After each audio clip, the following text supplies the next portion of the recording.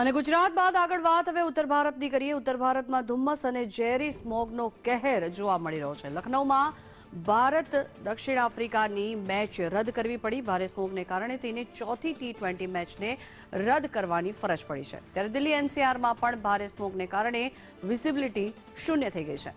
દિલ્હીમાં AQI 349 પર પહોંચી ગયો છે, જે ખૂબ જ ખરાબ શ્રેણીમાં નોંધાયો છે। વિઝિબિલિટી શૂન્ય થતાં વાહનોની રફતારમાં પણ ઘટાડો નોંધાયો છે। ત્યારે 20 ડિસેમ્બર સુધી પંજાબ અને હરિયાણામાં પણ ભારે ધુમ્મસની ચેતવણી આપવામાં આવી છે। ત્યારે ધુમ્મસને કારણે થઈને અનેક ફ્લાઇટ્સ પણ રદ થઈ ગઈ છે અને ટ્રેન્સને પણ તેની સૌથી મોટી અસર નોંધાઈ છે। તો દિલ્હીના કયા વિસ્તારમાં કેટલો AQI નોંધાયો છે તેની માહિતી સંદેશ ન્યૂઝની ટીવી સ્ક્રીન પર હાલ આપ જોઈ રહ્યા છો। ત્યારે AQI ખૂબ જ ખરાબ હોવાના કારણે થઈને તેની ગંભીર અસરો પણ જોવા મળી રહી છે અને ગંભીર શ્રેણીમાં અનેક લોકોને શ્વાસ લેવામાં પણ તકલીફ પડી રહી છે।